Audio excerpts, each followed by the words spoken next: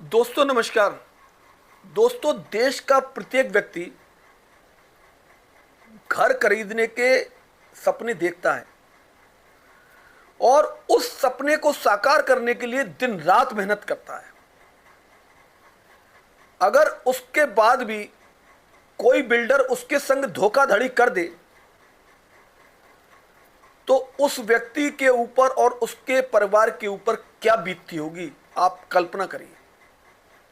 दोस्तों, जो मेरे मित्र मेरे अभी YouTube चैनल से नए जुड़े हैं, प्लीज़ वो मेरी वीडियो को लाइक करें और सब्सक्राइब करें। दोस्तों, जून 2026 में देश की सर्वोच्च अदालत यानी कि सुप्रीम कोर्ट ने एक ऐसा फैसला किया है कि देश के जितने भी फ्लैट खरीदार हैं या जिन्होंने फ्लैट खरीद लिए हैं या खरीदने जा रहे हैं, आज का ये वीडियो उन लोगों के लिए बहुत ही महत्वपूर्ण होने जा रहा है। दोस्तों, आप मेरी वीडियो में कंटिन्यू बने रहना, अंत तक बने रहना।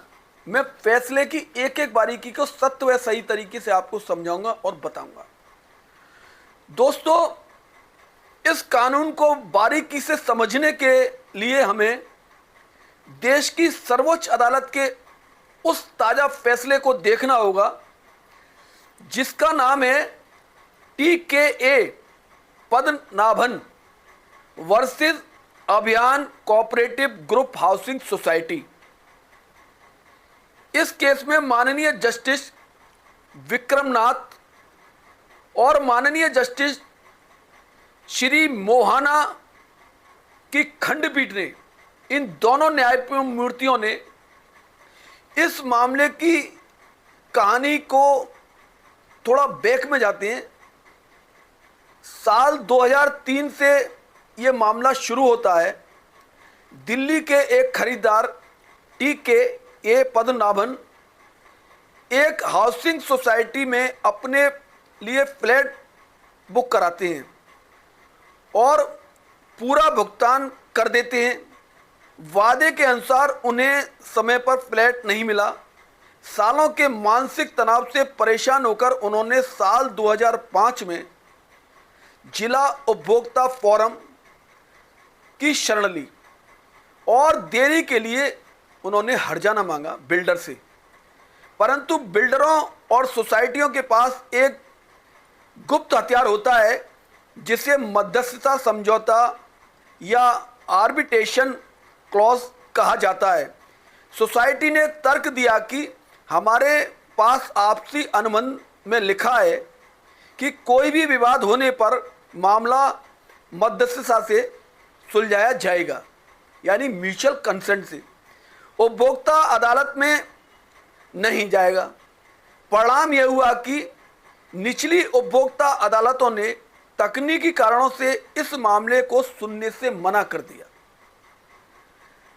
बात यहीं समाप्त नहीं होती है, बात अभी आगे भी जाती है। जब पीड़ित खरीदार देश की सबसे बड़ी उपभोक्ता अदालत यानी राष्ट्रीय उपभोक्ता विवाद निवारण आयोग पहुंचे तो वहां भी उन्हें निराशा हाथ लगी।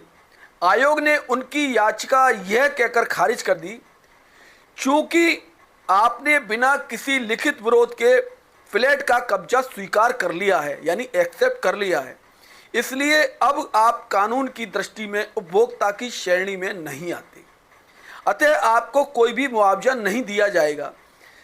जरा विचार कीजिए आप लोग कि एक आम नागरिक जो 20 साल से अपनी गाड़ी कमाई फंसाकर बैठा हुआ है, वह फ्लैट मिलने समय पर बिल्डर से झगड़ा मोल कैसे ले और वह चुपचाप चाबी स्वीकार कर लेता है उसके दबाव में। लेकिन राष्ट्रीय उपभोक्ता आयोग के इसी तर्क को हमारी सुप्रीम कोर्ट ने पूरी तरह से अनुचित और अवैध ठहराया। अब सुप्रीम कोर्ट क्या कहता है, बड़ा महत्वपूर्ण फैसला है, आप ध्यान से सुनिए दोस्तों। सुप्रीम कोर्ट 2 पॉइंटों में समझाता है, दोनों पॉइंट आपको बता रहा हूं। नंबर 1, पहला नियम, अदालत ने स्पष्ट किया कि देरी का हर्जाना उस समय अवधि के लिए होता है जो कब्जा मिलने से पहले बीत चुकी थी। इसलिए बाद में फ्लैट का कब्जा मिल जाने मात्र से खरीदार का वह पुराना कानूनी अधिकार कभी स्वतः समाप्त नहीं हो सकता। नंबर 2 है, किसी भी निजी समझौते में लिखे मध्यस्थता क्लॉज का भय दिखाकर कोई भी बिल्डर या सोसाइटी आपको उपभोक्ता अदालत जाने से नहीं रोक सकती। उपभोक्ता संरक्षण कानून आम जनता के कल्याण के लिए बनाया गया है और कोई भी निजी अनुबंध इस कानून को छोटा नहीं कर सकता है। कड़े अंदाज में कहा सुप्रीम कोर्ट ने इस पूरे मामले को पुनर्जीवित करते हुए जिला उपभोक्ता फोरम को आदेश दिया कि 1 वर्ष के भीतर इस पर न्याय संगत फैसला सुनाया जाए। दोस्तों, इस ऐतिहासिक फैसले से यह साफ हो चुका है कि भले ही आपके बिल्डर ने आपको आपके घर की चाबी दे दी हो, आपको पोजीशन दे दिया हो, यदि उसने निर्माण में विलंब किया है, देरी की है, तो आप आज भी अदालत जाकर अपने हक का मुआवजा मांग सकते हैं। बस आपने आवंटन पत्र और भुगतान की रसीद जरूर संभाल कर रखनी है आपको।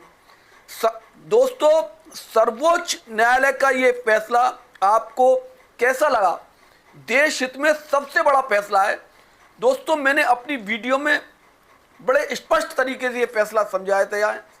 दोस्तों, अगर ये मेरी वीडियो आपको अच्छी लगी हो तो आप मेरी वीडियो को लाइक करें, शेयर करें और सब्सक्राइब करें।